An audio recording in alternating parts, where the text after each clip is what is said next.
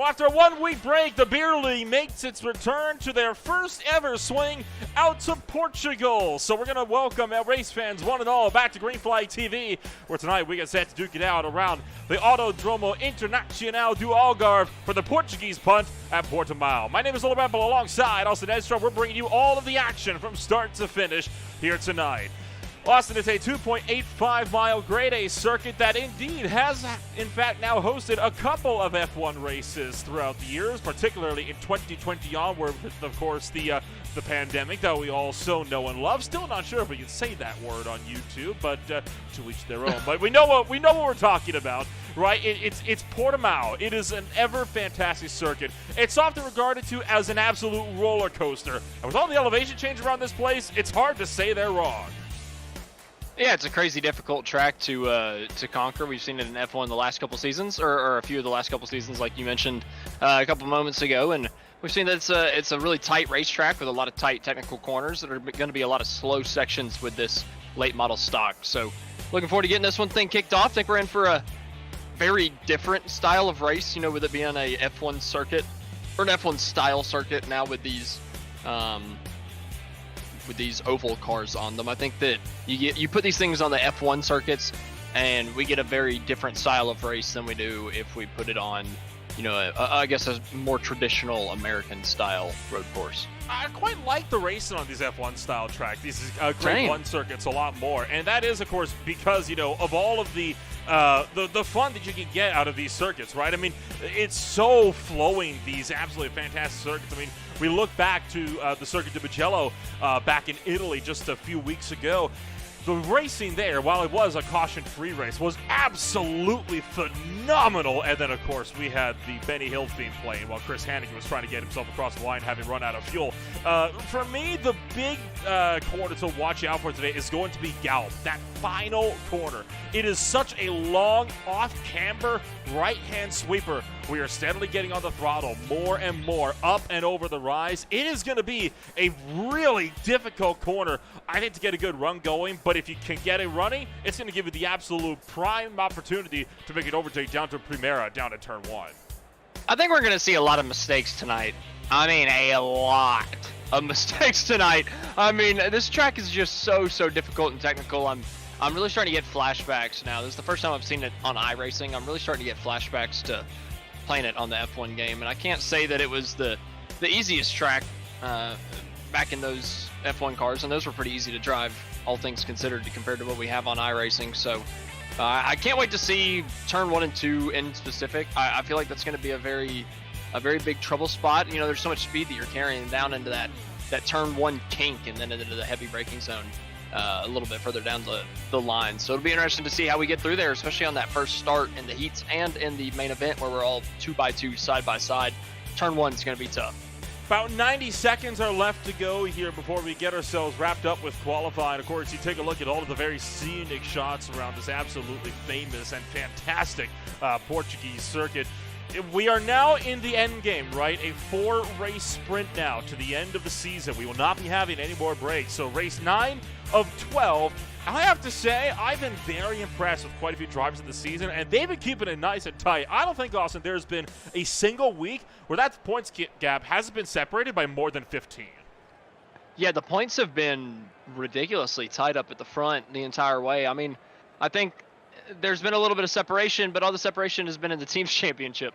I think everything on the driver's side has been really tight. We're seeing some heavy battles throughout the field, so I can't wait to see how the final couple races determine the championship, with a couple really fast guys that have dominated the year, all fighting for that place at the top. Also in the AM division as well. I know we've got a separate championship running.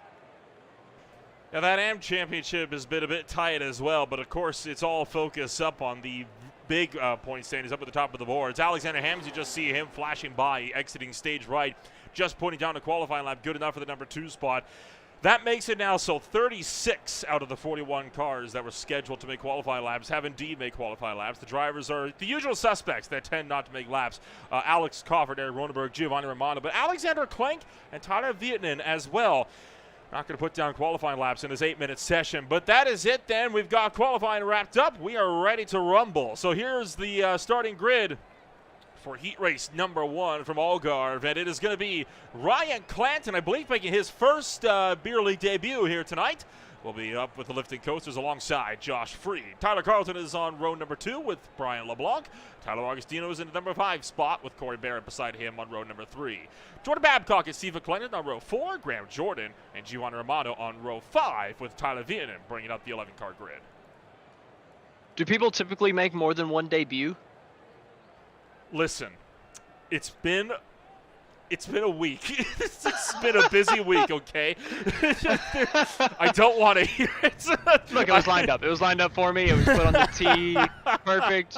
You basically put the driver in my hand and said, here you go, buddy. Here's your shot. There's been a lot of prep work going on this week, of course, with the news of what's going on for the VSCA Sports Car Championship. And then, of course, the Classic IndyCar Series making their debut in the next, in fact, the day after as well. Plus, ASRL running on the same day as well. There's a lot of good things coming on up, but we'll hear the revs build as... Rain, baby. That'll be... Oh, and a jump start from behind. I think that was the 51 of McClendon that got off the line early. So he is going to fall back, and now we're almost 3 wide. We are 3 wide for number 2. Ryan Clanton now in the Sundrop car by a huge margin as they're 3 abreast through turn number 1. And contact off the track goes LeBlanc. Oh, and Freed went way off the racetrack as well there in that second place position. Don't know if that's going to give him any type of slowdown. I don't know how far you can push it on the exit of turn number 1. You got to think that's going to be a trouble spot in all of these race starts. Looking back a little bit further, Brian LeBlanc trying to hold on to the 3rd place position, I do believe. Our overlay was a little messed up there, but I think he's in 3rd, just over Corey Barrett there in the Lucky Charms machine in 4th. A little bit of contact further back, getting into the heavy braking zone of that left-hander. Everybody keeping it on the racetrack, though. Nobody spinning off to the outside, so keeping it clean and green. Clean and green so far. Augustino trying to make his way up and around Tyler Carlton. This is one of the AM-class drivers trying to best his own teammate in a pro car to boot. They're going to swing over to the right-hand side, and look at the drop-off down the hill before you set yourself up for the next corner through Craig Jones and up to the Portimao turn proper. A 90-degree right-handed where you dive right back down the hill. And I tell you what, these cameras, they do not do it justice how fierce those elevation changes are.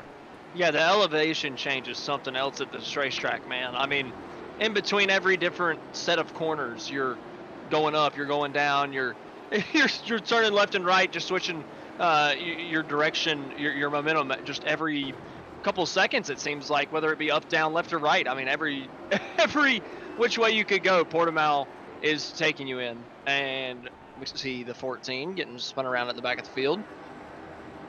It's going to be Graham Jordan getting sent all the way back, a little ways back. But I don't know, man. This is just, it's crazy seeing such a crazy amount of elevation change on a road course like this. I feel like, with a NASCAR vehicle, I feel like the most that we get currently is we look at a good battle getting into turn number 1. Tight between Corey Barrett and Tyler Carlton. But I feel like the most that we get in terms of elevation change, oh my goodness, they won't let me talk, man. Corey Barrett diving back to the inside, taking that spot back. Carlton's not done with him, though. He's going to give him the bumper. Coming out of the corner. Gets him a little squirrely 3-wide battle just about. Carlton has to back out just a little bit. Augustino now to the outside of Corey Barrett. Oh, but he overcharges the corner. And contact behind. Tyler Carlton gets spun around. Romano goes off into the grass in the background. That's no surprise for him. Tell you what, Corey Barrett was being tinned up on there by the TMNT cars for a hot minute, as now he's trying to see if he can keep the likes of Tyler Augustino behind, right on board with the drive of the 44 up and over the rise. And look here at the drop-off. This is one of the only ways you can get a really good indication if you look at how exaggerated that head tilt is. Coming back up and over the rise, still trying to chase after the number 7. A big lockup in front for Brian LeBlanc running in 3rd, where you fire right back down the hill again. This is why this track is called the roller coaster. I was about to say I feel like I'm on a roller coaster. I did not know that it was called that, but I mean, it feels like that, just getting down. Like, you get to the top of these crests, and then all of a sudden the bottom is out of you. Like, there's no weight in a car, and you're just falling. I mean, it's just absolutely insane coming over those crests, and I got to feel like that rear end could step out on the top of one of these crests whenever you've got a little bit of wheel into it. So I feel like we could see that as a trouble spot later on. A couple of these different crests that we've got. So we just need to pay attention to that on on the later going. I know that the stock cars especially, man, you get to the top of the crest, you got some wheel into it, or you gotta change whatever inputs you're doing with the brake and throttle. You can really find yourself losing that weight in the back end, and it just starts stepping around on you in the at the peak of a little hill. Corey Barrett swinging a bit too wide through turn 1. That's allowed Augustino to close in by about 0.4 of a second, and now that 44 Mustang is right to the back end of the number 7 as they fly up and over the rise. It's been interesting, right? There's 2 different Mustangs. It looks like you got like a Mustang right in up in the front. Is that potentially a is that maybe am I mistaken? Is that a Subaru badge that I see on the front of that car? Talking about Corey Barrett? No, the car directly behind him. Oh. And a Subaru, is that like a Ford Fusion? It's not a Mustang. About to get a better. It is. It is a Subaru badge. It is a Subaru, yeah. That's a new one.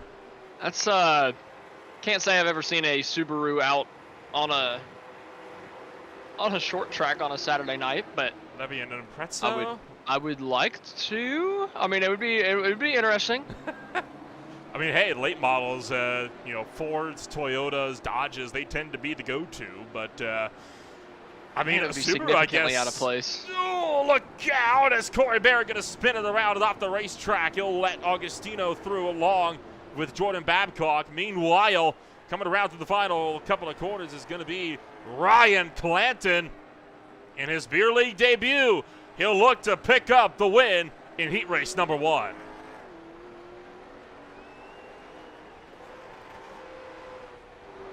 Clanton takes heat race number 1 win. Takes the heat race number 1 win. My goodness. And I was about to make fun of you, so that makes me look really bad. Clanton takes the heat race number 1 win on his first debut. Congratulations to Ryan Clanton. Can't wait to see his next debut next week, but gonna get to see him. Oh, Giovanni Romano has found an escape route. Nope, no, there's an invisible wall there. Unfortunate. Can't do it. Yeah, the track marshals had, I guess, a mosquito net for cars put up there. I respect the effort. There was indeed an effort, and we got Crawford in here too, so he might find one. You never know, right? I mean, Crawford's an interesting driver. It tends to be a coin toss whether he's going to find some absurd way to exit the heat race, or if he's just going to, you know, pull it off to the side, or just send it in deep into turn number 1. It tends to be, you know, he's been letting us down recently. Extremes. He has, you know, and I wonder if he'll finally give us what we're looking for this afternoon. Alexander Hammond starts on the pole for heat race number 2. Austin Tucker beside him on the front row. Jeremy Castro in 3rd. Darren By in 4th. Bear Morton and Shane Cameron for row 3. Stefan Purcell, Greg Beckman on row 4. Blake Gambrill, Eric Ronenberg for heat race number 2. It'll be 10-car heats from here to the end. That first heat race, the only one where we're going to be getting ourselves with 11 cars. Still in that 40-plus car range, though, for the beer league for the main event. Crazy. I mean, we've hit that every single week except for one, and I believe that was because we were worried that we weren't going to have enough pit stalls, so I think a couple people didn't show up. And we still got in the high 30s. So credit to the beer league, man. They just put on a good show every single week, giving us some good heat races, too.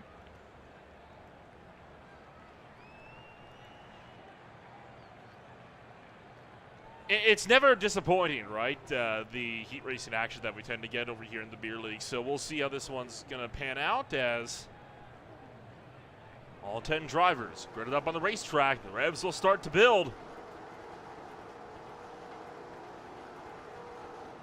Everybody gets off the line good this time. No jump starts in the field. Alexander Hammonds pulling out with a pretty sizable lead, while it's Austin Tucker trying to fend off the rest of the pack down to turn 1. Everybody filing into turn 1. That fast right-hander trying to keep it on the racetrack, but about half the field doesn't. Oh, in contact coming out of turn number 2. Jeremy Castro goes spinning to the inside of the racetrack. I believe it was Barrett Morton that he had contact with.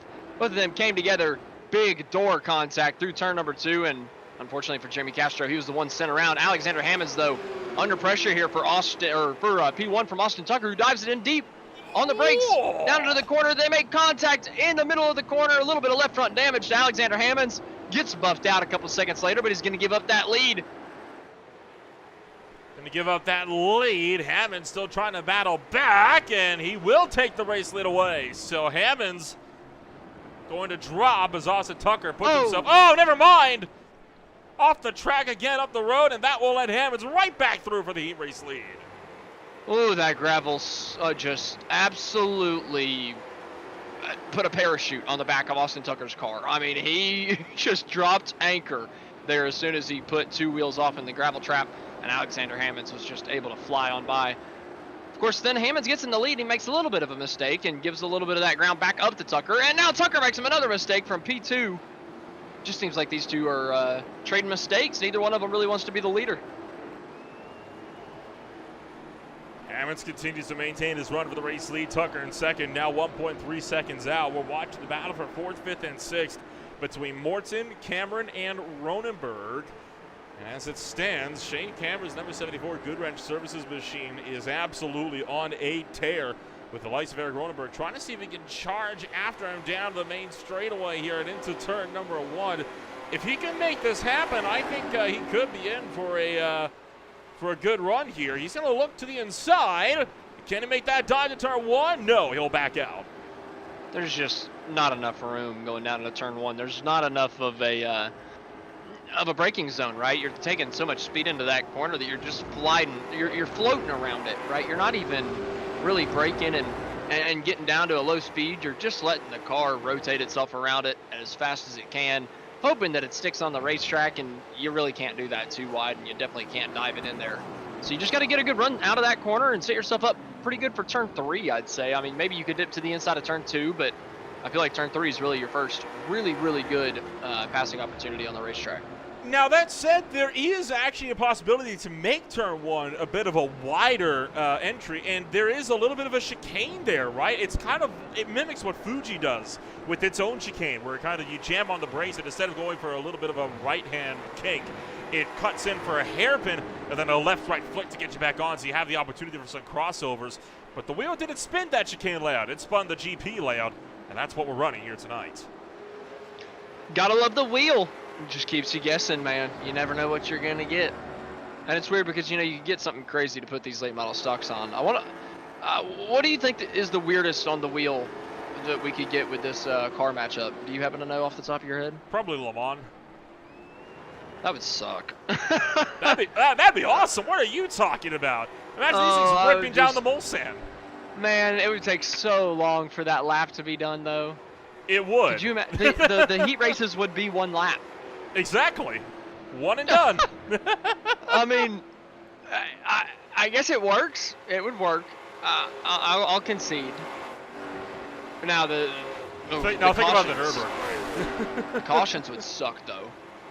Well, and I was even talking to these guys a little bit earlier. What would we do if we go to the Nürburgring, right? Because you can't have a caution like a randomized yellow at the Nürburgring, because it would take all 55 minutes just to do 1 or 2 laps.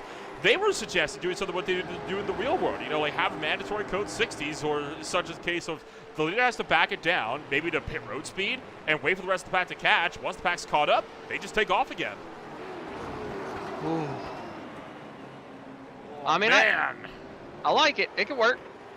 There are ways. There are definitely alternatives to make it happen. Ronenberg to the inside of Cameron will pick off the number 5 position, leaning on the door, and Ronenberg able to keep it together. Blake Gambrill has had an issue towards the tail of the field. This is he was battling for 8th, and whoa, just locks the rears. Clips Jeremy Castro as well. That's been something that we've been seeing more and more commonly as of late, especially at Homestead, remember. It was just crazy how abruptly he came around, though. Like, typically you see that abruptness whenever, I don't know, they dip a tire into the grass under the braking. There was none of that. He just got onto the brakes too hard, and I don't know, there was just something weird about it that time that happened to just absolutely rip him around. Typically, I feel like it gets a little loose, but it gives you an opportunity to catch it. That time it did not whatsoever, as we see Ronenberg and Shane Cameron off the racetrack losing a couple positions. Couldn't quite tell what happened to those two, but they're going to be dropping back to the back of the pack. Alexander Hammonds takes the win in heat number 2. Let's take a look back and show what happened to Shane Cameron and Eric Ronenberg. And they just had it coming together. That's all that was. And then Stefan Broussel at the same time had a spin of his own coming out of one of those corners in the middle section of the racetrack. And just hanging on for fifth was Greg Beckman. Oh, just slammed into Darren Bai.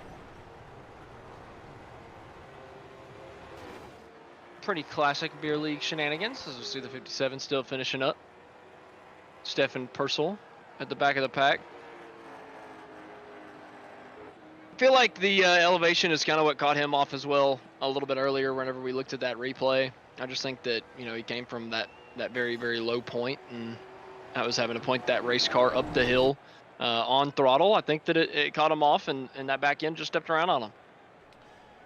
We'll see if it'll be a mistake that drivers continue to make throughout the course of the night as we roll to heat number 3 of 4. Chris Bright with the with the pole position. Aaron Thacker in second. Dylan Fisher is in third. Kyle Smith is fourth. Alex Harrison fifth. Fifth. Sean Bradley is sixth. Brooks Clayton is in seventh. Adam Jackson is in eighth. Adam Joseph Mailhot is ninth. And now Crawford's rounded out the 10th place. Shut up. What was that? It doesn't bode well for the main event, does it? No, this is not going to be a good night. Well, all good things have to come to an end. It's been a good streak.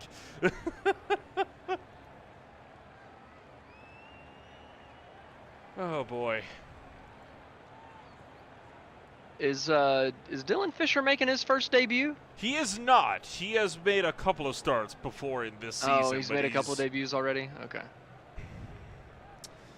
I'll get you. I'll find a way to get you. We'll get set to go green flag racing this time by, as the lights go out, we are back to racing here in Portugal. Not a good start from Chris Bright. Aaron Thacker trying to attack down the pit straight and towards turn number 1. Can the Camaro get to the inside? Goes with a lunge. Oh, shoves the 10 off the track, but I think Thacker may just have this one for the lead. Oh, man, that's one way to do it. Aaron Thacker getting a little argy-bargy, getting his elbows out, taking that position away from Chris Bright. Just covers his nose off through the corner, able to take it away. Chris Bright having to settle in for second. Got to think he's a little upset from what happened down into turn number 1, though. The 816 just abused the 10 getting into the corner. This time, the 10 used up the 816 on exit. Yep, he absolutely does. On the same lap, Chris Bright giving, giving Aaron Thacker a taste of his own medicine. All the while, Alex Crawford is blitzed clear in front of this pack as Chris Bright trying to keep Aaron Thacker behind. When did Crawford get in front? That's what I was wondering. I just noticed that. When the heck did Crawford manage to get in front of this field? It happened in the run, apparently, down to turn 1. Take a look at this. Okay, well. You can... He took the pit exit road for the chicane. Yeah, but that's only... He's still in 4th. Well, let's see. Where did he go? Well, he had... Oh, you know what? He probably took a little bit of a joker lap way earlier as it was coming up and over the rise. Watch this one here down to the turn number 3. There's a little bit of a cut in the road here. There it is. No, that's where he got in front. And then moments later, he did this. I think he heard us talking crap in the last race. He hadn't wowed us this year. I'm going to call that much of a wow. Just Yeah, but he went in full chaos mode today, I suppose. I mean, just breaking the race immediately. Typically, he waits a little while. Crawford woke up today and shows violence, apparently. So this is the battle for what is going to end up being the official heat race lead, while they're side-by-side behind between Jackson and Mailhot. Harrison and Jackson as there's at the 9th. There goes Adam Joseph Mailhot, spin into the background. 71 remains side-by-side with the 97. Good battle here between Harrison and Jackson. 8th place on the line between these two. Heavy braking zone into that left-hand hairpin. Harrison able to hold on to the position. Jackson still trying to pick him off, but not quite able to do it. Just holding on to 9th after Mailhot sent that thing spinning not too long ago from right behind these two. Not really any risk involved, so both these guys can just kind of fight it out already at the back of the pack. Not really any reason not to just absolutely go for it and go gung-ho. And meanwhile, Dylan Fisher and Kyle Smith also packed up line astern as they're trying to scrap it out for 4th and 5th. Crawford again breaking it out sideways, and he is taking what is actually, as I discovered, is actually called a slow lap. Now, what that is for the MotoGP guys that come to race here. They have a very unique way of dealing with track limits. If it's found that you took a position for going off track, you're mandated to take a slow lap. It's a little bit of a joker lap, and that's the penalty to serve. Serve that penalty? No problem. They'll let you go back and race again. Man, I think I like that a lot more than what F1 does with the 5 and 10 second penalties. No need for 5 and 10 second penalty shenanigans. Just take the lap and you're good to go. Exactly. I think the rule is if you don't take that in a certain amount of time, you do get disqualified, as Covers just sent it into turn 1. Well, I feel like he belongs out there. He should just beach it up. Well, he's still trying to make a lunge for it, and as Crawford is, he's dropped back to 3rd now, so everything appears to be. You think he does the shortcut again, and then he comes out side by side with the leader? He probably will. Let's be honest. Let's take a look here. He's braking early. He's going for it again as he just jumps ahead for the race lead. There he is, rejoining in front of Chris Bright. Good move. I had no idea it was happening. I had no idea it was going to happen. None. I saw it. He braked early, and I immediately took notice. Gosh, he's even cutting that corner. Did you see him jump? He's jumping every single curb. He's really playing with track limits, seeing what he can get away with, and it's not a lot, apparently. Well, whenever you put all 4 wheels off into the gravel, you're not really. I don't think it's much of getting away with anything. He's still mowing the lawn down to the inside. We saw him in the background just a moment ago. Yep, coming back on the racetrack in 3rd place. Confidently in 3rd place, totally on merit. There's not any cheating involved. And he's going to go off again as he tries to. Oh, and he's going to slam right into Chris Bright. Chris Bright getting clothesline. Lucky that the damage is off. Aaron Thacker going to try to run him down. Talk about an attack from 9 o'clock as Chris Bright will come through and he will take out the heat race win. Thacker was able to close. It won't be enough, though, as Bright takes the win and Crawford will take it into pit road. Ay. That was such a heavy thud, and it just it looked like Chris Bright should have been sent spinning, but it just. I don't even know what to say. It's like it just stopped him. Like it slowed him down a good 20 miles an hour, and it righted the ship immediately somehow. Oh, that was good fun. Talk about a ride for Chris Bright there on that final lap. As you take a look at your official starting grid for the 4th and final heat race, Chris Hannigan will be on the pole with John Combs in 2nd. Ron Wolf 3rd, Justin Hall 4th, Mac Verstappen is in 5th with Steve Turnbull in 6th, Evan Campbell 7th, Alexander Bueller in 8th, Jonathan Lefebvre is 9th, Alexander Klenk rounds out the top 10.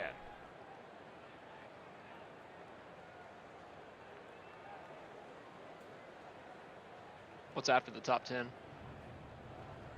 The main event. Oh, okay.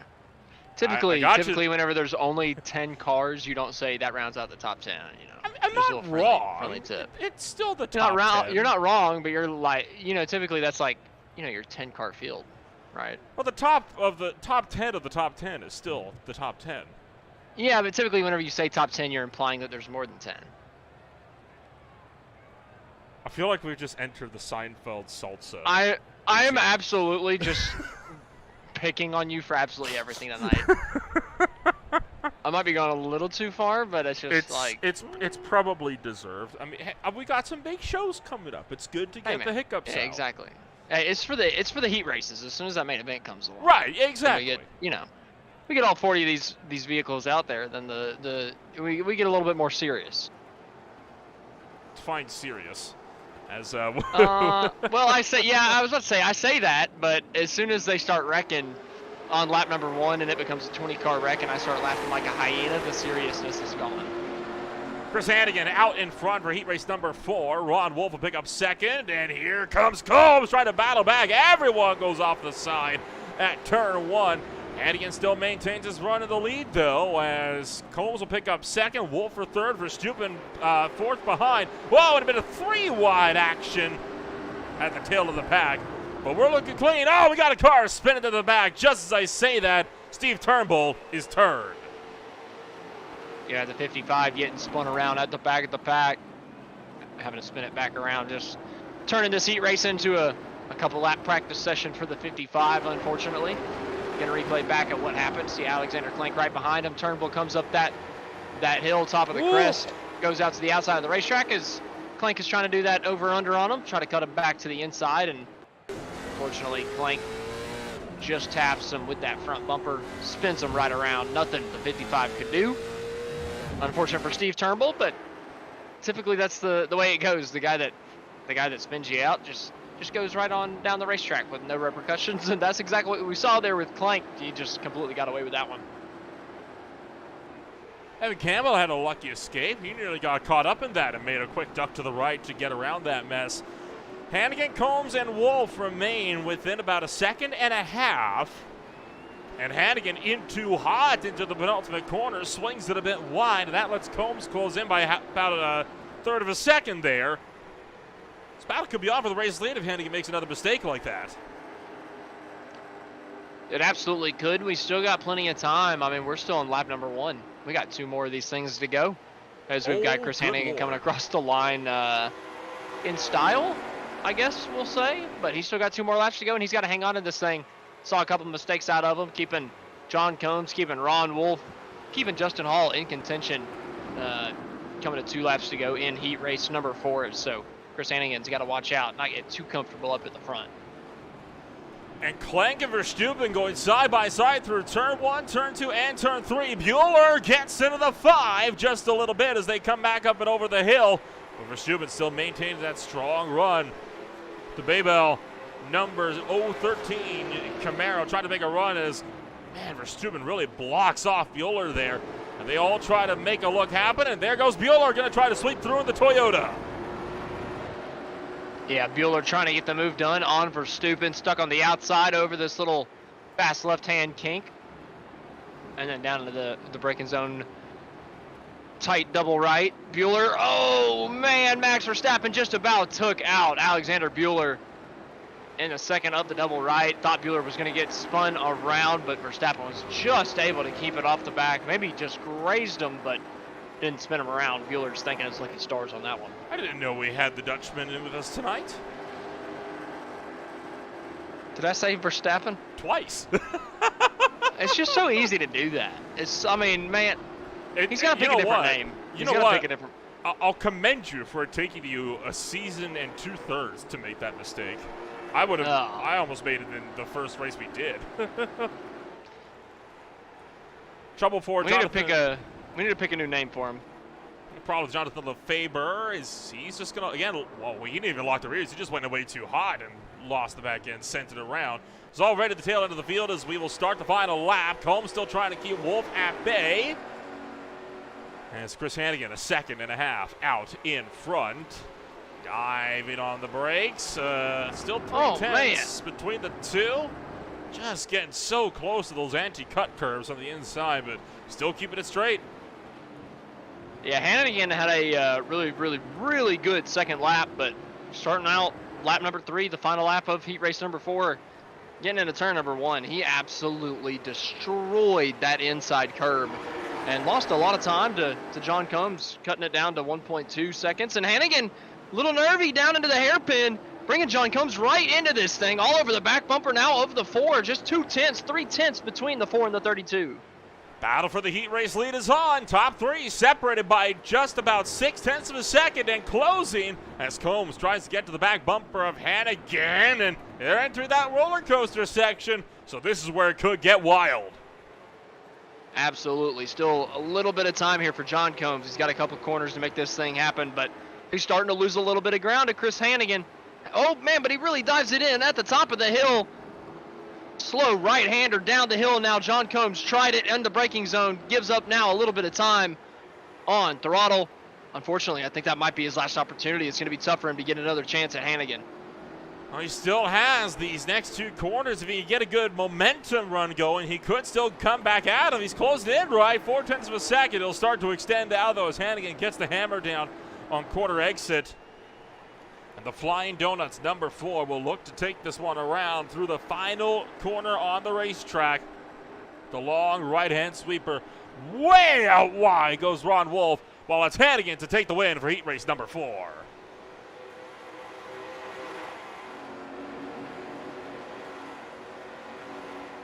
One by one, drivers cycling across the line. Jonathan Lefebvre looking like he will be one of the last cars to come across the line, with Steve Turnbull just behind.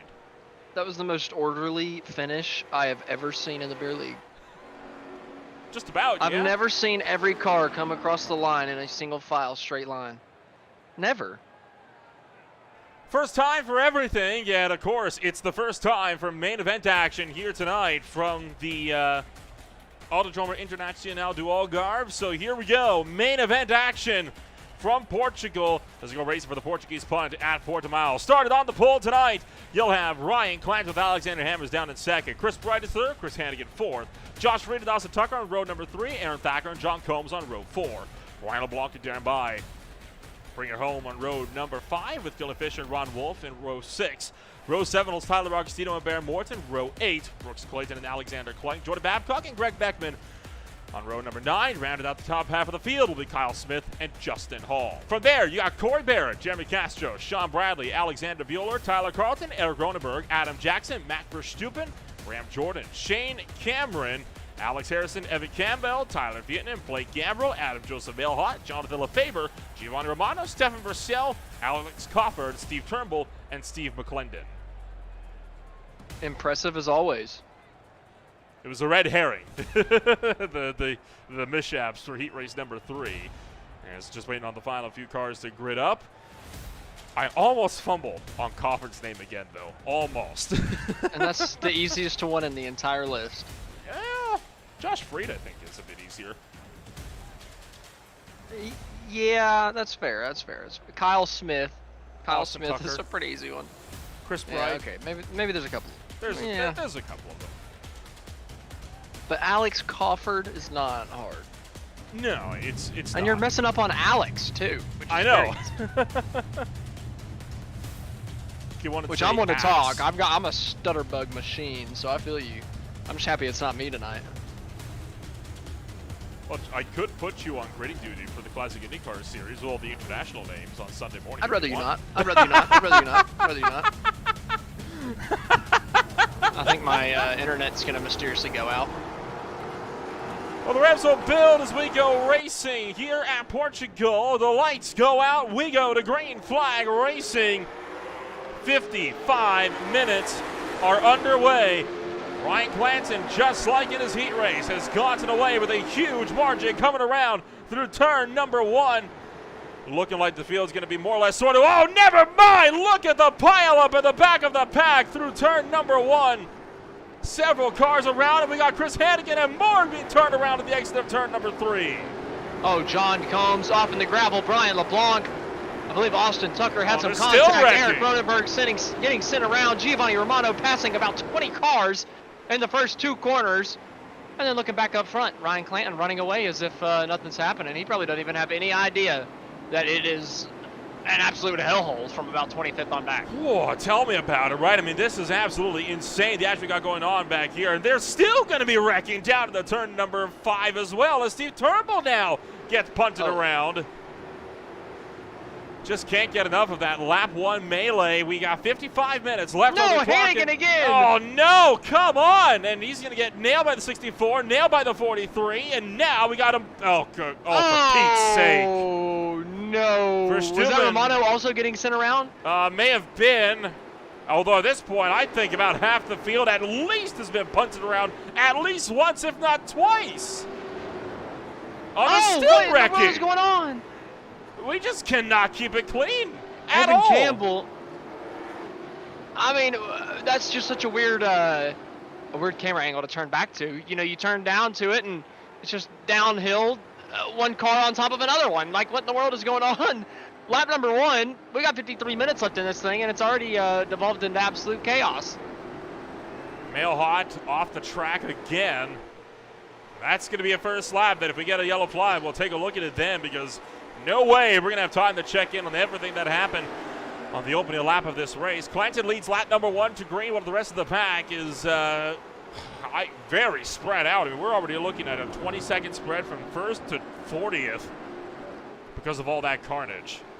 Yeah, it's not too surprising.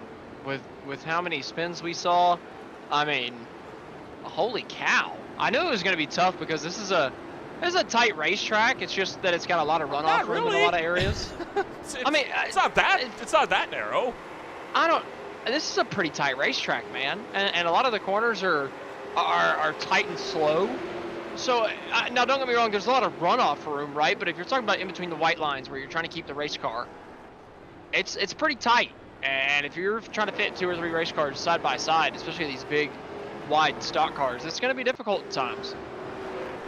Problem more for Mailhot and more is he and Giovanni Romano ended up coming together, and that's just a lazy spin there for the 66 into the 57, and then Adam Jackson, having this problem down at turn 4. We'll try to get a look on all of the carnage that happened on lap number 1, and we'll start, of course, with Alexander Bueller, who was way in the back. This is going to be from above. This will give a good indication of everything that happened in turn 1. There's the initial pileup that happened at the head of the field, and that alone is chaotic enough. And then up the pack, look at all the mess that came about through turn 2. Sorry, that's turn 3 now at that point. We can see everybody stacking up at the tail of the field as multiple drivers get spun around. They were 4 wide at one point. Ronenberg gets turned around to the back of the field. You see there. And we're going to keep at this angle here because just seconds later, coming down the hill again, comes the third big pile up in about as many braking zones. This time, down into one of the tightest corners on the racetrack, where a good number, right there, Holy Turnbull crap. ran into the 57. Lucky that didn't end up being worse. It didn't even look like Turnbull hit his brake pedal. I mean, I imagine he just hit it so hard that he locked up. I think I saw a little bit of smoke, but just the rate of speed he was carrying into that braking zone, being behind 35 drivers, that was a little much. There was Max Verstappen being turned around after the contact with Chris Hannigan and more. Just a messy start to this race all around. Messy start, but good racing up front. Our leader, Ryan Clanton, is in a little bit of trouble. Alexander Hammond's all over the back bumper, 0.3 of a second. That's the gap consistently. Corner after corner, we're seeing it hover around that range. Alexander Hammond's just stalking his prey of Ryan Clanton here in the early going. Kind of still stuck in that early going there as the random yellow window will open this time by Ryan Clanton, trying to keep up there with Alexander Hammonds just behind. And we got more cars off the track, including LeFaber and Romano I saw was off there as well. And that started with Alex Harrison getting into it. And then, of course, Shane Cameron had his own problems. There's the 751 getting spun around, and then there was Shane Cameron getting spun around. And then look back for Verstappen to the back, hopping up and over Purcell, spun into the corner and nailed the 74 as well. We really need to have a incident counter. I would love to just have like a little counter keeping up with the total number of incidents throughout the entire course of the race. And then another one next to it for the entire course of the season. I think that we really need to think about adding that to the broadcast next year. Like a flip counter that the Chili Bowl has? Yeah. I don't know if that'd be even possible to update it quick enough. We could do a flip counter or a pile-up counter, like 5 cars or more, a parking lot counter, a junkyard counter maybe. I don't know, something like that. We got to figure something out because I think that it just fits the spirit of the beer league too well to have something like that, like how we got the keg counter, right? Week in, week out. I know we weren't able to show it at the beginning this week, but week in, week out we showed the amount of kegs drunk so far that season. Well, I want to see the same thing about incidents or wrecks or cars involved in wrecks or whatever the heck. Justin Hall's been turned around with Chris Hannigan. That was for the battle for the final spot inside the top 20, and this is how this one came about as Hannigan just locked up, went in way too hot and cleaned him out, and then moments later, Tyler Carlton had this problem in the same corner, looking like turn 5 will be the trouble spot. Yeah, Hannigan just kind of tactfully used him as a break, it felt like. Off goes Freed. There's another car getting spun around, and this is contact again, this time with Clank, I think that was. That is It was a little weird. Freed held him narrow off the corner, and Clank tried to come out a little bit wider, thinking that Freed was going to give him a little bit more room, but Freed wasn't doing it, and it ended up sending Josh Freed around. That was a weird little accident between those two guys coming together door to door, and then Freed having to get heavy into the brakes while he did not really have control of his race car. That was a weird accident between those two. Battle still on for the lead between Ryan Clanton and Alexander Hammonds as they continue to duke it out for first and second on the racetrack. And right now, Clanton and Hammonds, they're in a fierce scrap for the race lead, right? They have not broken out any more than a second from each other all race long. And a big lock up there for Clanton down into turn 5. Nearly sent the sun drop machine around.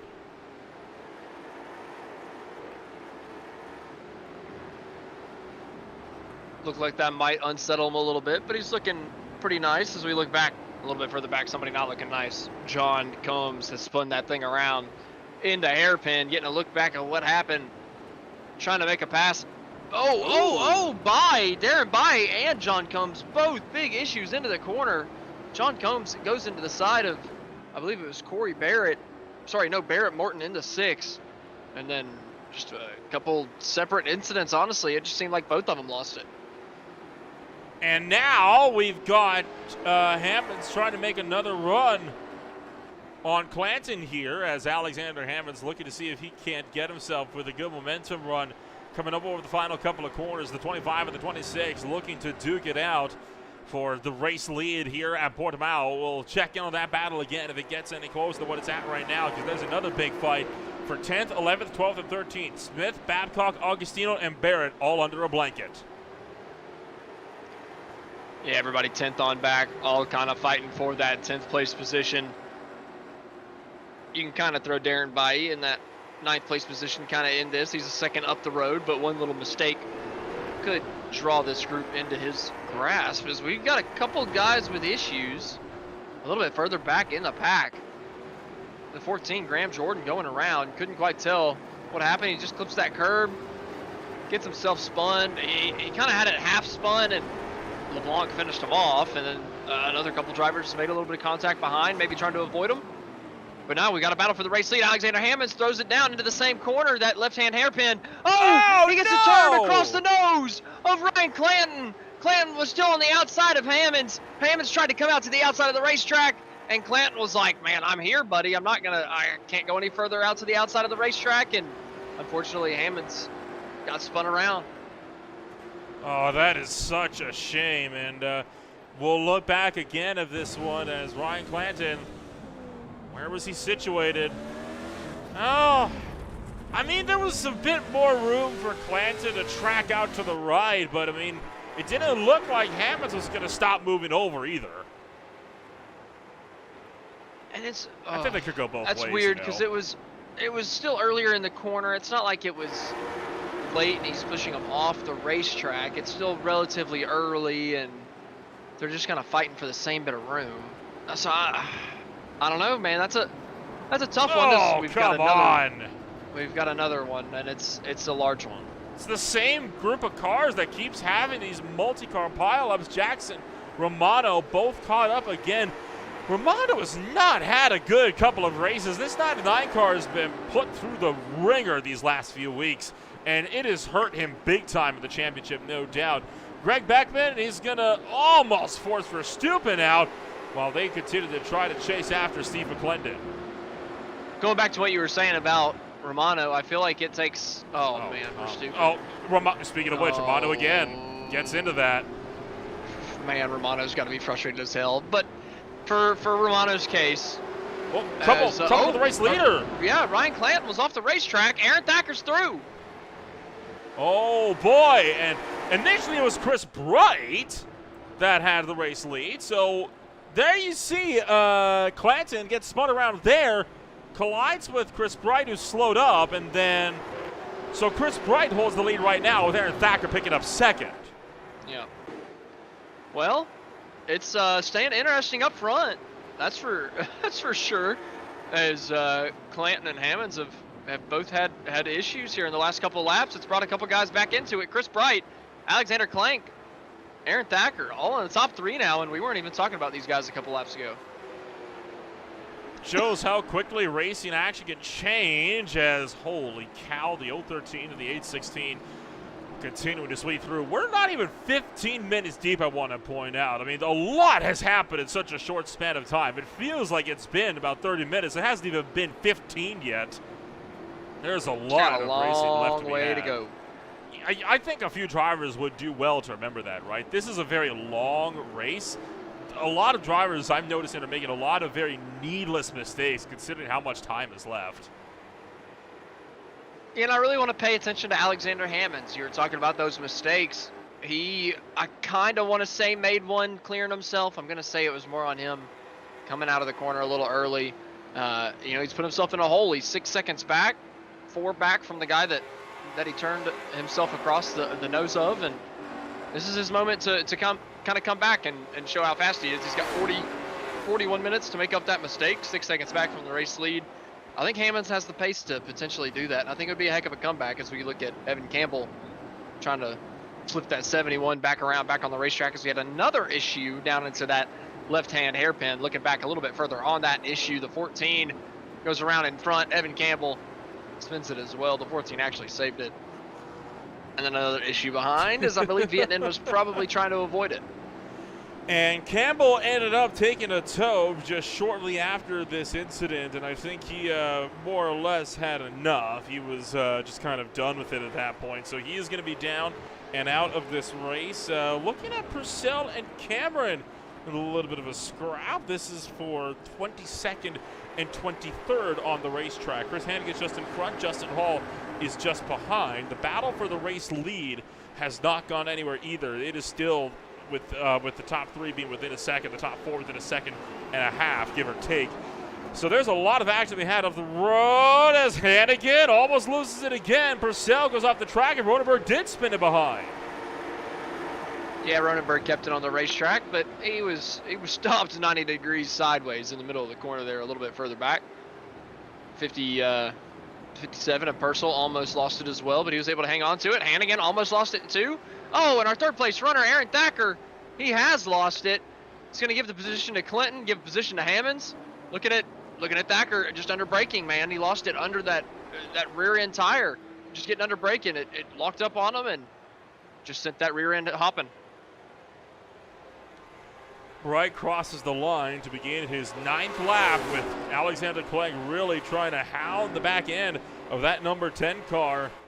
And right now it is it's Mustang versus Camaro as the number 10 car tries to just hang on. Oh, breaks the back end out. That opens up the door for Clegg to try to attack. Clegg will back out. He's trying to go for the over-under through turn 4. And how's that for a crossover down the straight?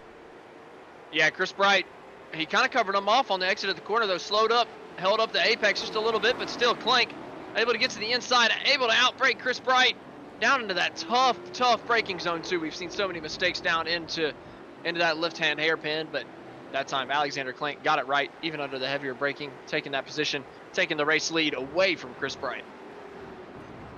You know, I do think that part of the reason why we're seeing so many drivers breaking loose is because, remember, when you're hitting the brakes for that hairpin, it is just when you're coming up and over the rise, and the back of that car really unloads, doubly so with the elevation transition as well. We're going to ride on board with one of these drivers, one of these laps, to really kind of give you that idea as to just how extreme that is. Let's ride on board here with Graham Jordan.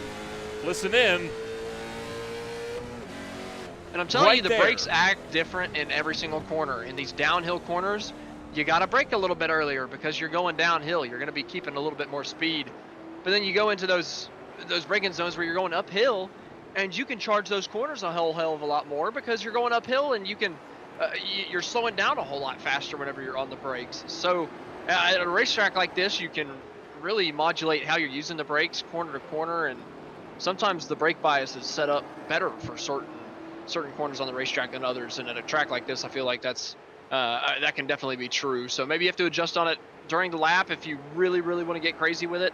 But if you're not an absolute crackhead, with it, by changing it in between every corner like F1 drivers do, then you're just going to kind of be stuck with it being kind of crap on a couple corners.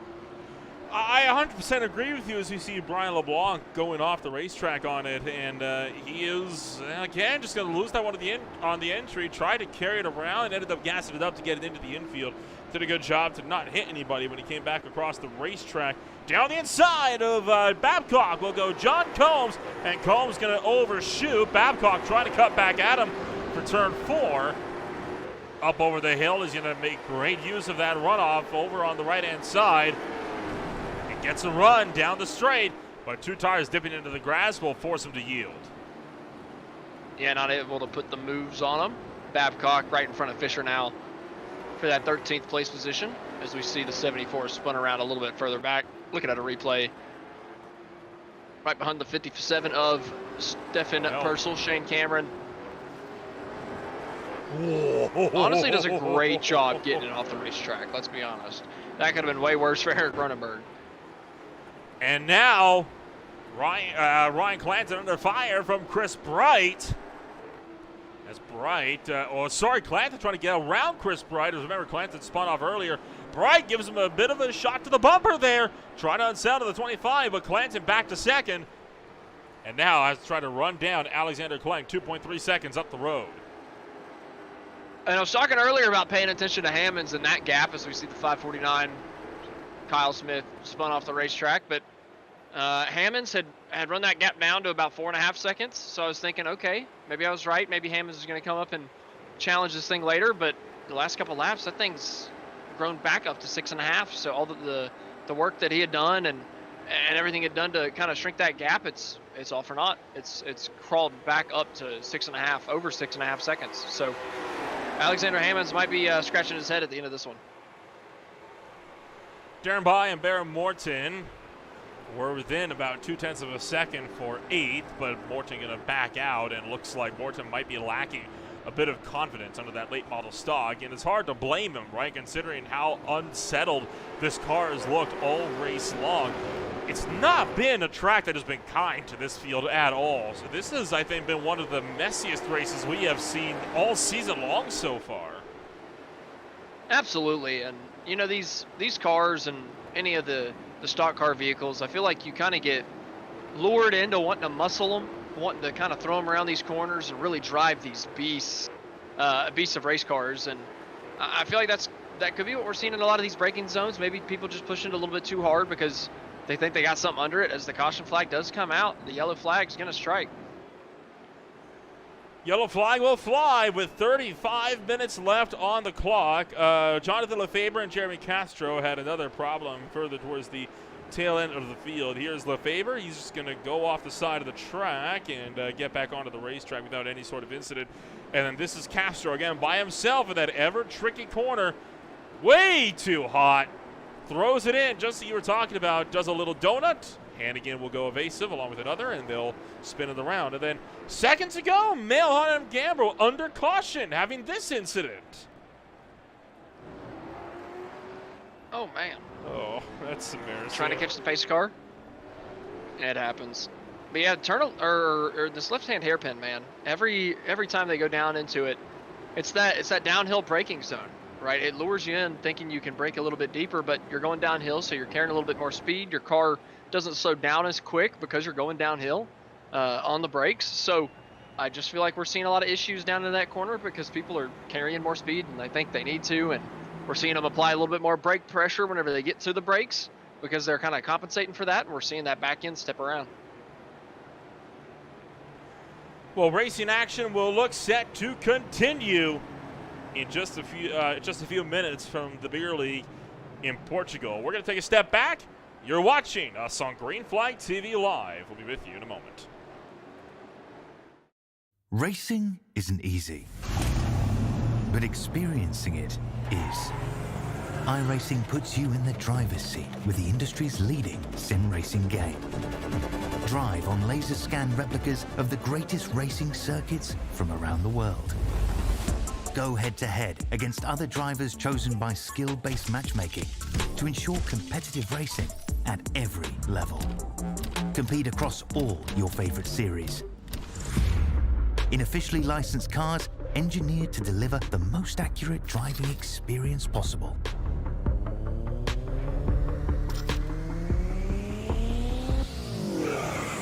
Join a race or host your own with players from across the globe. Race against the computer or in a league with friends. Feel the thrill behind the wheel. Visit iRacing.com.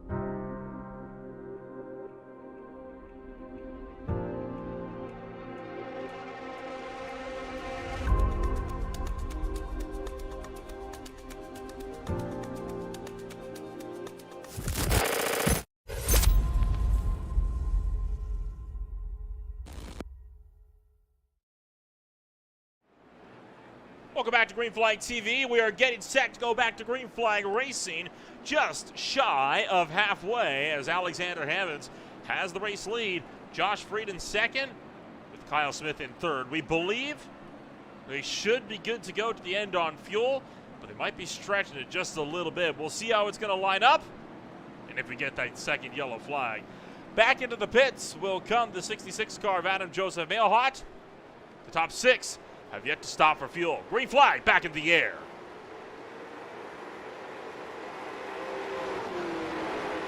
A little weird from Adam Mailhot having to pull down pit road on the race restart. Unfortunate circumstance for him, unless we're maybe seeing a little bit of strategy. Maybe some guys were close on fuel on that pit stop. We're not too sure. A couple guys stayed out. I think it was about the top 6 or 7 decided to stay on the racetrack. Everybody else came down, put 4 fresh tires on, got that thing full of fuel. We think all those guys should be good at the end. At least we think that, but we're not 100% confident with a couple guys deciding to stay out. You would think it would just put them on such a big disadvantage, including Alexander Hammonds, who's been racing up for that race lead for so long. You wouldn't think he would put himself on such a negative hand as Evan Campbell is stopped on the outside of the racetrack for whatever reason. Whole chunk of cars trying to siphon through as well. And oh, there's the pileup we were expecting. Tyler Vienna will go around with Corey Barrett in the back of the pack. And they went double file for so long and made it work, and unfortunately it was not enough to make it stick. This is Evan Campbell. He was all by himself. He was in too deep and just swung it out wide, and looking like he just decided to pull off and give these guys a chance to fight their way through. And then of course you had Viennan and Moore getting turned around at the back of the field. Take a look at this one with Corey Barrett involved, and who gets into who? Viennan gets into Barrett as he locks the rears. Hate that for Barrett. I mean, just getting down to the corner, you think you're completely okay. Everything's going completely fine down to the braking zone. Don't have anything going crazy. You know you got somebody beside you, but everything looks fine, and then bam, you're done. You're spun.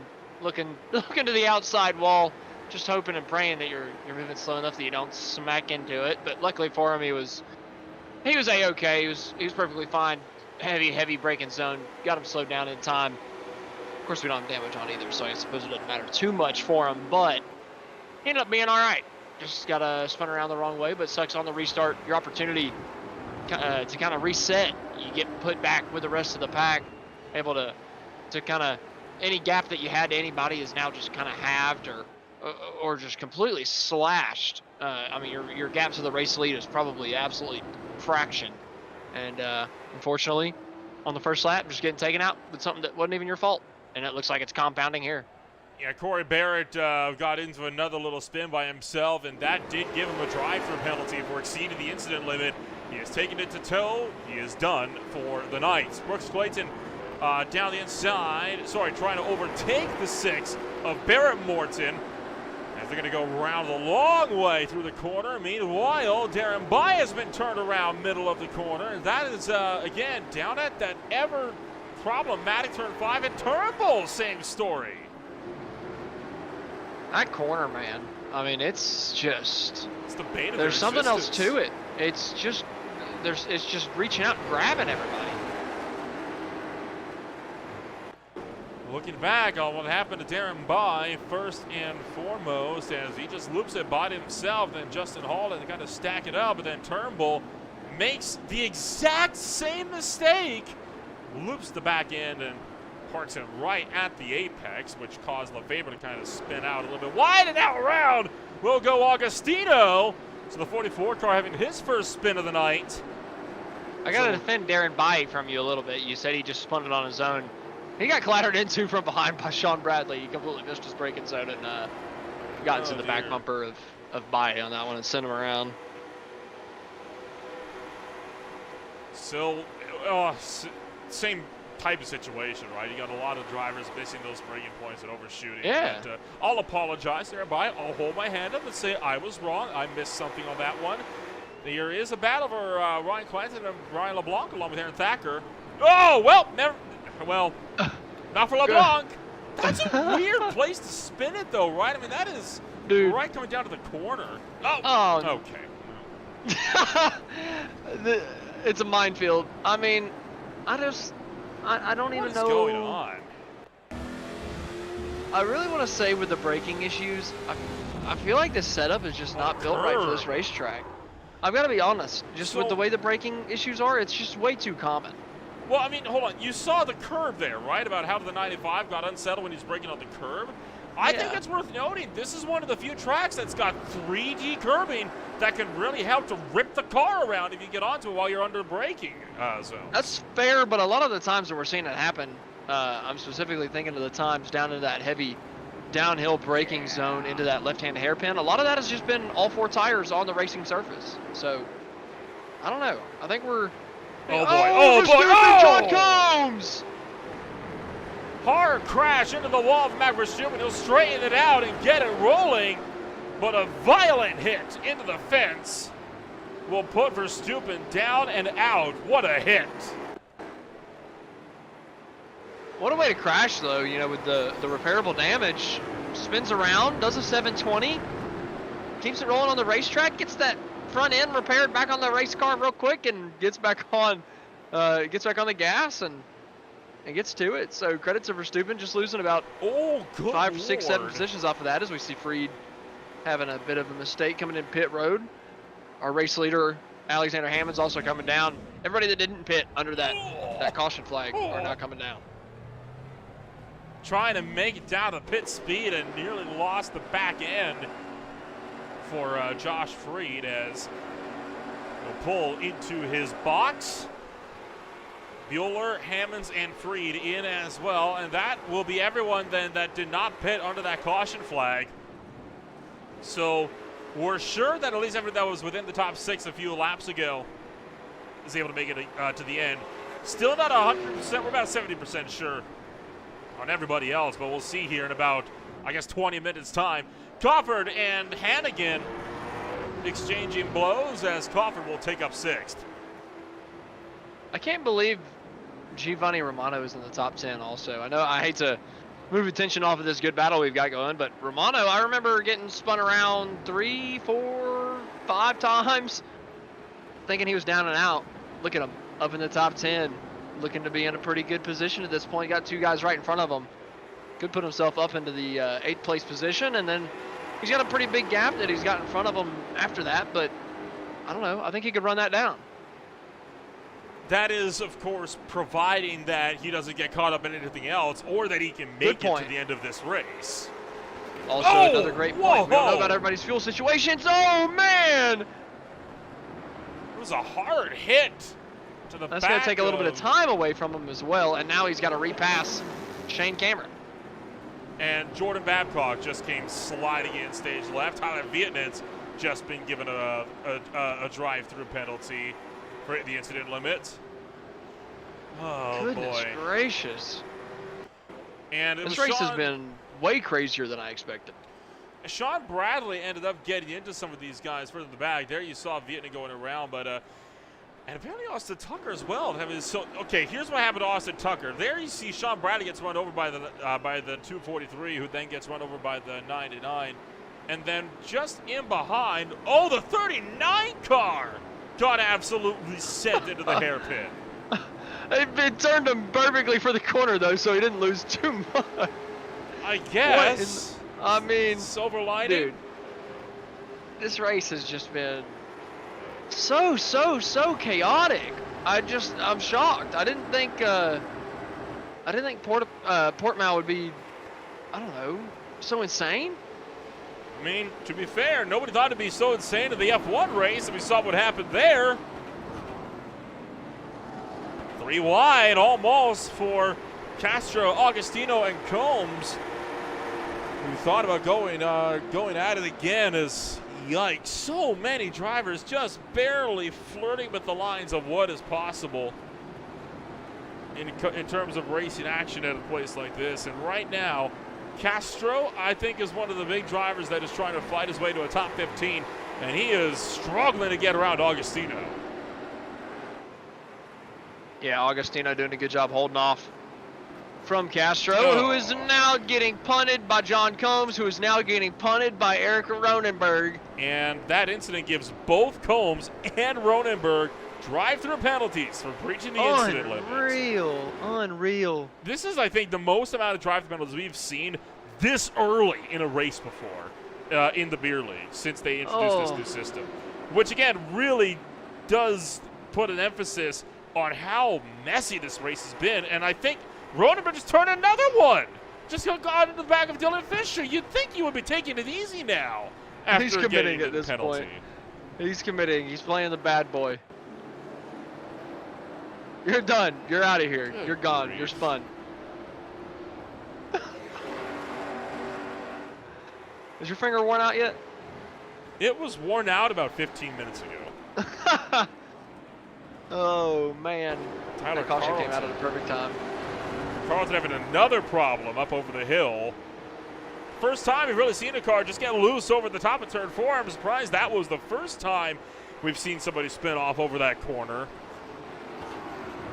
It's a very easy corner to get loose. These races just feel like we're all jumping into a 40-person open practice lobby, like an official race series practice lobby, and everybody's just out there committing to running out on the racetrack, and that's all this is.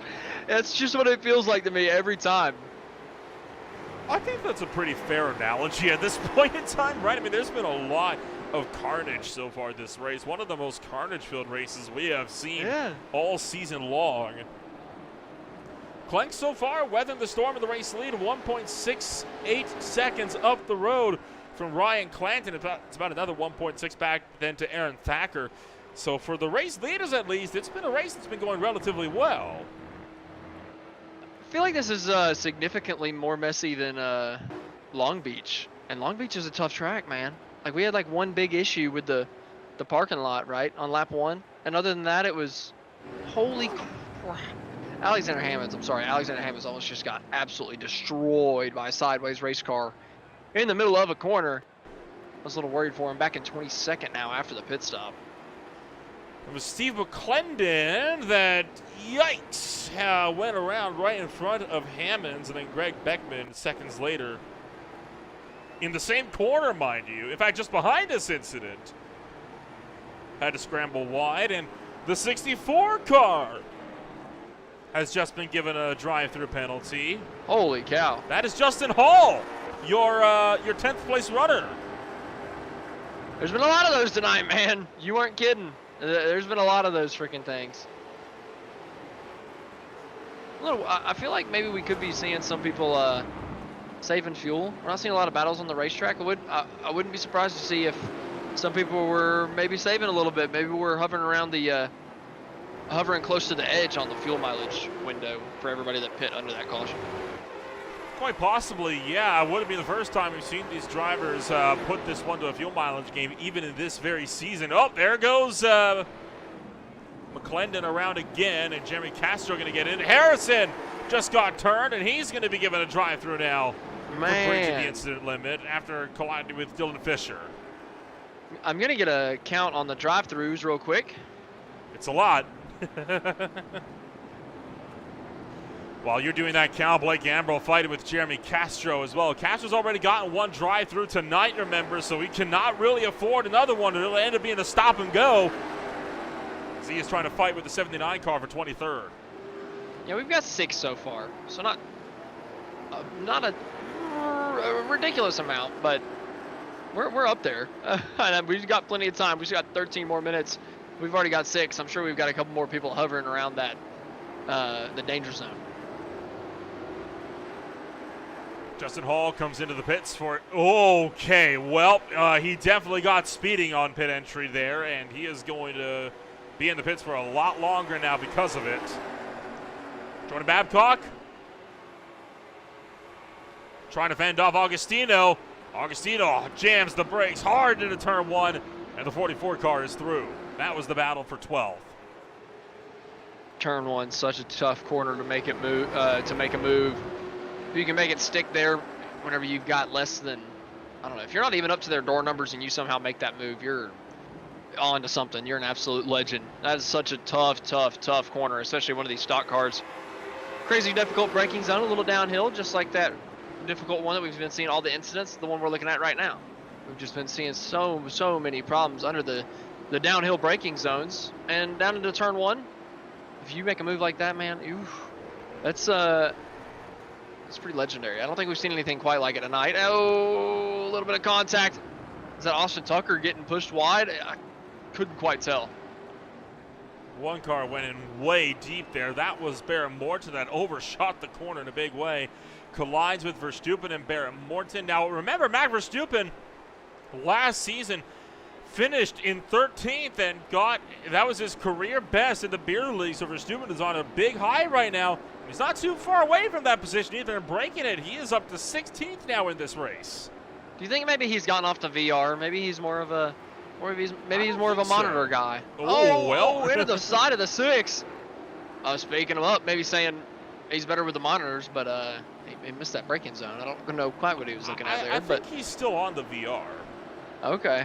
Well, he's found something in recent weeks. He's been a little bit quicker and hasn't made as big of mistakes. So I like what I'm seeing out of Verstappen.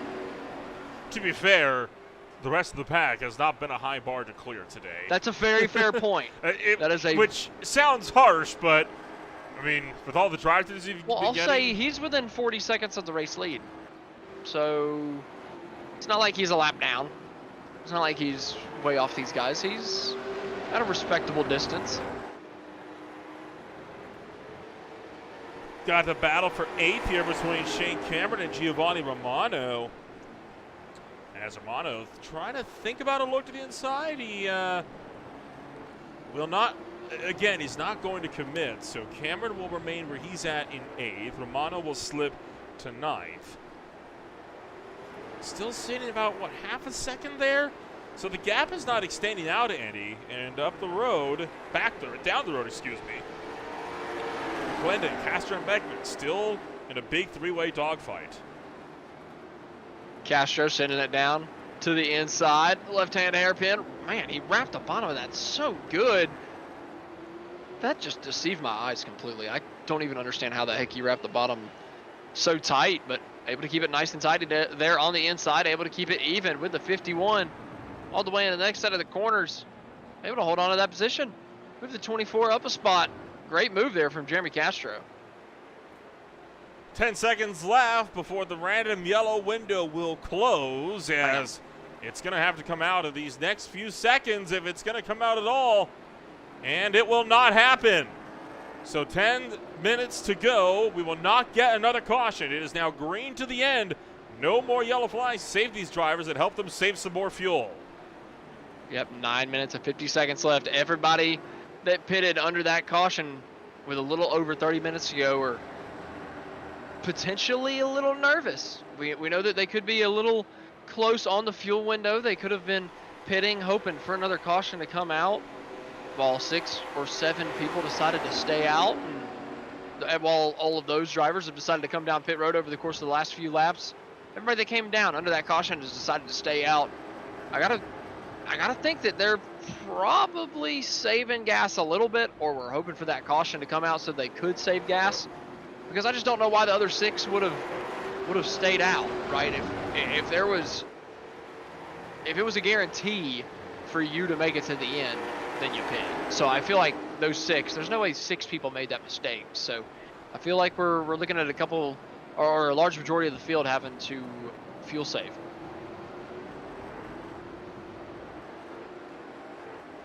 So Jackson, Hammonds, and Morton are continuing to scrap it out for positions among themselves. Eric Ronenberg, Blake Gambrell both having it coming together at the far end of the racetrack. And we'll look with Eric Ronenberg, see what happened to him.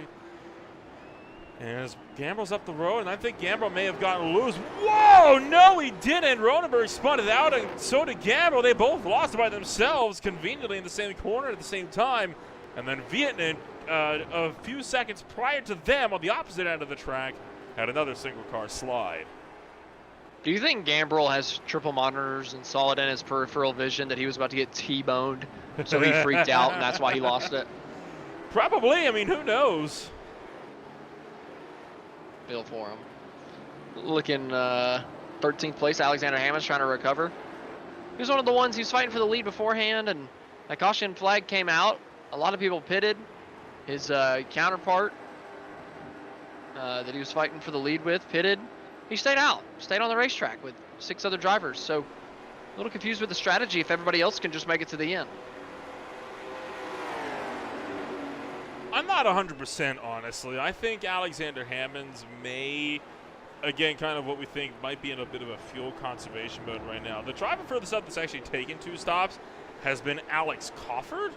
Now, that is a bit of a surprise to me, and I have to wonder if potentially a pit road start from the 19, that would explain it to me, but I don't know where he would have gotten that second pit stop in from, because remember, he pitted as well on lap 12 under caution with everyone else and hasn't pitted since. You mentioned Hammonds on the fuel saving stuff. He was actually one of the most recent ones to pit, so I think Hammonds should be good to go to the end. But a lot of other guys that pitted under the caution, those are the ones that I'm worried about. Clank, Clanton, Thacker, Cofford. Well, I'm worried about all of those guys.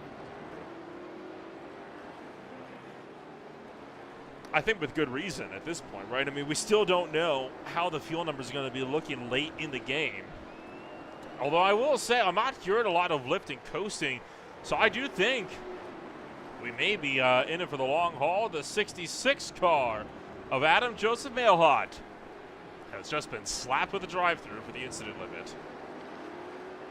Yeah, I feel like we would be hearing a lot more saving. So I guess everybody can make it to the end, but it's so strange to me. Like, why would Alexander Hammonds stay out on the racetrack?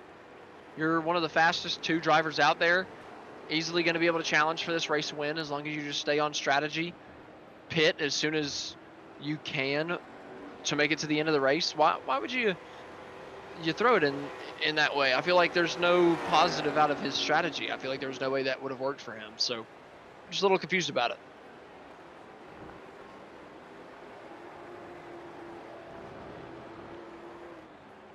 Oh, and around goes Sean Bradley, and Mailhawk going to go right into the side of the 00. And Bradley going to lose out to, oh boy, well, he's actually in a battle with Tyler Augustino now and Alexander Hammonds as a result of that slide. So now all of a sudden, Sean Bradley at risk of losing the 11th spot and falling back to 13th. Hammonds looking for the inside, and Augustino can't make an attack on Bradley because Hammonds is there. Oh, Hammond's getting a little squirrely on the brakes, but able to take that position away from the 44 of Augustino.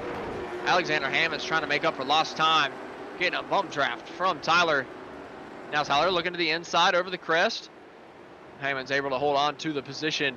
Oh, hits that curve very, very heavy with that right side. Still able to hang on to it, able to hang on to the position. Move Alexander Hammond's up to 12th place.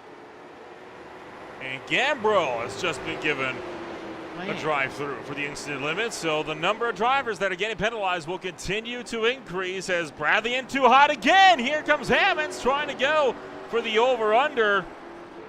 And look at how close he's going to get to the back bumper here. Look out, nearly runs him over. Dives for the inside, and he'll pick off the 00. Oh, very, very smart move there from Alexander Hammonds. Just kept that thing nice and smooth, nice and clean, coming down the hill. Got up to the back bumper of Sean Bradley in that 00 and just able to peek to the inside, coming up to the next section of corners and outbroke him, coming into that left-hander, and Alexander Hammonds just slyly moved past the 00. Sean Bradley coming into this thing, moving himself up to the 11th place spot. Going to be pretty tough for him to get anything else out of it tonight, though, as he's got 16 seconds to make up to Austin Tucker. And Alex Cofford, a driver that has been getting a lot of podiums this season, is now threatening. Well, in fact, he did just get around Aaron Thacker. Thacker pulled aside and made it easy. Cofford fights his way to the top 3 after starting way back in 39th. Are we surprised at this point? Not entirely. Well, okay, slightly, but not entirely, right? I mean, Cofford's always a driver that finds himself up near the front, and he's looking to secure yet another podium for himself. You know, I think we're seeing, I feel like Cofford and Romano are very similar. I feel like both these guys are stupid quick and typically start at the back of the pack. But Cofford, I feel like for the most of the time that we've been broadcasting the beer league since, last season, Cofford typically gets caught up in a lot of the first couple of lap incidents. And I feel like Romano typically has gotten luckier over the course of the last season and a half. Now, the last couple weeks, it's started to kind of reverse. I feel like the luck has kind of started to swing Cofford's way, and I think we're seeing it pay off with really good finishes now, with him finishing up in the 3rd place spot. Well, remember, since January 31st, right, there's only been 2 winners in this field. Both of them have, well, Coffert's fighting for win number 3, Hammond's fighting for win number 5. Only Hammonds and Coffert have won races in these last 2 weeks. And Coffert trying to go back-to-back after taking that really shocking win at Long Beach with all the carnage that happened on the final lap there, remember. So right now for Alex Coffert, he's not going to get the race win tonight, but boy, he is going to be mighty close to it. Yeah, he's not going to get the race win, and we're going to get to break that streak. We're going to add Alexander Klenk to race winners in the 2024 season. So it'll be the 5th different winner. At least, you know, I'm saying that, but we got a minute and 50 seconds left. But fingers crossed for Alexander Klenk at this point that he breaks the stranglehold that Alex Coffert and Alexander Hammonds have at the top of the beer league field. But still got a little bit of time left for Klenk to make sure that he can do it. But to your point, Coffert has had a great season so far. I feel like every time we've seen him, he's been, well, up in the booth at the end of the night. And they're going to be looking to take the final lap this time by as well. 1:20 left on the clock. So it will be a white flag with 1 to go this time by for Alexander Klenk. Klenk. And of course, the question's going to be, where does the rest of the pack finish after that? Oh, no. Oh, boy! Well, we saw where that one was going as Fisher loops it. Yeah, I'm not particularly surprised. No hate to Fisher. It's just every time I see a wad of cars going down into that corner, I tense up a little bit. It's just, I've just kind of got PTSD after tonight, I feel like. Every time I come back to this racetrack, I'm going to be scared of that corner. For good reason. It's a tricky corner, right? And I think a lot of drivers have very good reason to be a little more fearful of it. It's been a lot of maybe good... if we come back to it next season, we'll be a little bit better at it. Oh, Brooks Holy Clayton! cow! Brooks Clayton getting into a big time with Greg Beckman. Take a look at this. As Greg Beckman got a little bit unsettled and Brooks Clayton just went for it. Contact once and then twice, and tell you what, the 14 car had great awareness there to run that one wide into the corner. Man, that was aggressive. Holy cow, Brooks. Good job holding on to it, though, to where he doesn't really lose too much, just loses a bit of time. Maybe he lost 1 spot, couldn't quite tell, but no harm, no foul at the end of the day, as Alexander Klenk has taken the white flag. We're on the final lap. He's not got too much longer to go before he's gonna break that streak. He's gonna get up to the top step of the podium. Chris Hannigan trying to chase down Ron Wolf at the closing laps. He's going to take it to the inside to try to break to a top 5. Contact, and around goes Hannigan, turned by Wolf, and a let Chris Bright sweep through into the 5th position. Meanwhile, Alexander Klenk will fire off of the final corner, and the 013 becomes the 5th different winner in season number 6, winning this series' debut in Portugal. Great run from Klenk. Klenk, I gotta say, Chris Bright's probably got the biggest smile on his face out of anybody on the field. Just seeing that happen in front of him and him being able to swoop through to 5th. Chris Hannigan's probably got the biggest scowl on his face as he has dropped back to the 8th place spot. I think he was able to get it off track in time, and I think he'll come across an 8th. I'm hopeful for him. Yeah, he will come across an 8th. So Hannigan not gonna jump out of the top 10 or anything, as we got a tight side-by-side battle. Separated by less than a hundredth of a second? Had to have been less than that. They were in a dead heat, only about a bumper's width in the battle for 9th there, coming across the start-finish line. 8th thou, my goodness. McClendon and Kyle Smith in a battle of their own. This is for 18th. It goes to show that even if Klenk was starting to pull away up front, we got some good battles up through the rest of the field. A couple guys closing out their fights for position, as we see McClendon holding on to 18th over Kyle Smith. Brian LeBlanc a little bit further back, coming out of the final corner as well in 20th. And Graham Jordan's been spun around to the back of the field as you look to the battle for 23rd between John Combs trying to hang on against Brooks Clayton. Clayton going to get through. I think Combs just ran out of fuel coming across the line. So it was almost an issue. Almost. Oh, boy. If that went one more lap, it would have been. And, in fact, Graham Jordan is out of fuel. And he's going to be pushed across by Eric Ronenberg, who's going to opt to help out the 14 instead of go for the position himself. I wonder if our race leader ran out of gas and that's why he pulled off, or...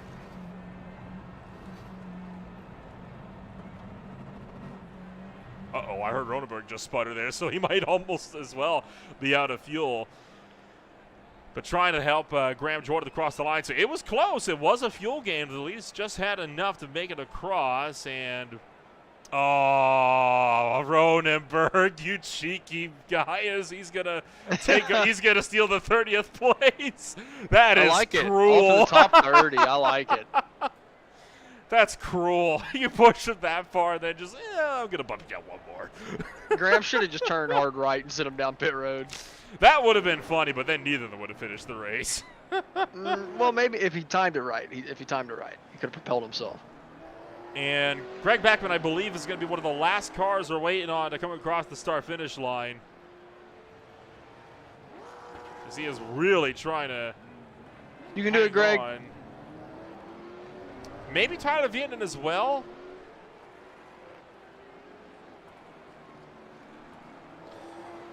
So a handful of drivers trying to make their way back across the start-finish line. Steve Turnbull will fire his way across the line. And I think Vietnam just ran out as well as he is slowing, but Greg Beckman will take the 36th spot, and Vietnam will be down in 38th. So that is it then. Our racing action concludes from the Autódromo Internacional do Algarve. What a race it was for us here tonight. Let's take a run at your official post-race results after a wild one from Portugal, as it is going to be Alexander Klenk to take home the race win. Ryan Clanton was down in second. Alex Crawford was third. Thacker brings home in fourth with Chris Bright in fifth. Ron Wolf sixth, Romano seventh, Chris Hannigan eighth, Shane Cameron ninth, Austin Tucker rounds the top 10. From there, it's Alexander Hammonds, Sean Bradley, Tyler Augustino, Adam Jackson, Matt Versteuben, Bear Morton, Alexander Bueller, Steve McClendon, Kyle Smith, and Brian LeBlanc for the top half of the field.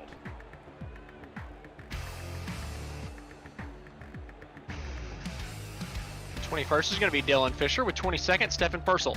23rd was Brooks Clayton with John Combs finishing in 24th, Jeremy Castro in 25th, Jordan Babcock in 26th, and Darren Baye in 27th. 28th was Alex Harrison, 29th, Jonathan Lefebvre, and 30th was Eric Ronenberg. Coming across the line in 31st was Graham Jordan, with Greg Beckman in 32nd, Steve Turnbull, 33rd, Josh Freed 34th, Justin Hall in 35th. Blake Gamble was 36th with Adam Joseph Mailhot in 37th, Tyler Vietnam in 38th, Tyler Carlton in 39th, Evan Campbell in 40th, and Corey Barrett rounds out your 41-car field. What a wild race it was here tonight from Portugal, as we're going to look set to try to give a chit-chat here to some of the drivers that finished this race on the podium. And we'll be looking, of course, to kick things off first and foremost with Alexander Klenk, the driver that will end up coming home, taking the race win tonight. And, well, Alex, it was sure a wild one, and we saw a few drivers running into problems as they were coming across the start-finish line there with fuel. How close was it for you? I had about 0.2 of a gallon left, so that's about a quarter of a lap. So I was definitely saving, but it wasn't too stressful. Kind of walk us through this race overall, because I know for you you started right in the mid pack, right when all of that carnage was going down on lap one, but once you got out in the front, it looked like it was smooth sailing. Yeah, I got pretty lucky at the start there. It sort of parted in front of me, and I think I gained about 9 spots or so in the first half a lap, so that was definitely helpful. And then just worked my way up, and kept it clean from there. Looking forward, you become the 5th different race winner here in this current series of the Beer League. What can we expect to see from the 019 and the races? Sorry, the 013 and the races coming up? Well, hopefully more of this. We'll have to see how it goes. Well, sounds like a plan. We'll let you get back to celebrating. Congratulations on taking the race win here tonight, and we will see you next week when we go racing, well, wherever we happen to be next. Thank you. That was Alexander Clank joining us up here from Victory Lane, and not sure if Ryan Clanton is going to be available. I'm noticing he is still muted in chats elsewhere, so he may very well not be present here this one. So we'll move on down to Alex Cofford, a driver that takes yet another podium, keeps that streak alive. And Austin, you're standing by with number 3. Cofford, I feel like I'm a broken record at this point. I feel like we're talking to you week in and week out, whether you're finishing first or third. I feel like you're up on the podium every single week. What's it feeling like every time that you're out on the racetrack? You're putting in such good performances. Didn't expect it this week. Let's see. So I was like working my way through the field, going through the last corner, and my computer froze, and it kept like all my inputs the same. And so I was holding the wheel to the right apparently, and it just like jetted me into pit lane. And so I slammed on the brakes and took an impromptu pit, and I thought I was like done. But all around it wasn't that bad strategy wise. I think the caution, everyone should have pit, and a decent amount of people didn't, which saved my bacon, put it that way. And otherwise it probably would have been closer to like P10. So definitely a little bit of luck strategy wise, but that seems to be the case this year where I get lucky sometimes, and hey, you know what? I'll take it. Well, Alex, just kind of run us through your, just run us through your race a little bit. Coming from the back of the pack, 39th to third, there was a lot of chaos out there tonight. So I'm a little shocked you could get from 39th to third. Like you said, you jumped a couple of them because they stayed out under the caution. But how were you able to avoid the mayhem a little bit better than everybody else, especially like looking at Giovanni Romano down in 7th, 20 seconds off of you? What was the difference tonight? Well, Gio's a noob. Oh. No, I'm kidding. Gio's awesome. But no, it's a brand new track. And so I would say, I think pretty much everyone bought this track Monday at the latest. So the familiarity with it was non-existent. And that led to a lot of carnage. But the benefit was it was super wide. So there's a couple times where I was like, screw it, I'm going to take this off track. And I just like drove, no joke, 40, 50 meters off course. I'm like, nope, not going to deal with it. Just stay out of it. And that helped me because this is something I said before. A lot of times it's not the person next to you that like gets in the wreck. It's like a pinball effect. And car A gets involved with car B, and then they collect C, and then D, and then E, and then the pile of cars come into it. And so that's what you kind of have to avoid. If you see something even remotely near you, just kind of let it go. So I got pretty lucky with those. I had a couple like really, really small incidents, nothing that was going to ruin my race. And yeah, I think it's like 80% luck and 20% being a chicken and just driving far away from everyone. Well, Alex, we appreciate the insight. Very valuable insight I just got. I'm definitely going to put that into use in my future racing endeavors. So I appreciate you. And congratulations on your podium finish once again. Looking forward to probably talking to you next week. Thanks, man. Love you guys. Catch you later. All right, that was our third place finisher, Alex Cofford. I'm going to throw it back over to Nolan, who's going to wrap it up for us. Well, I was going Maybe. to.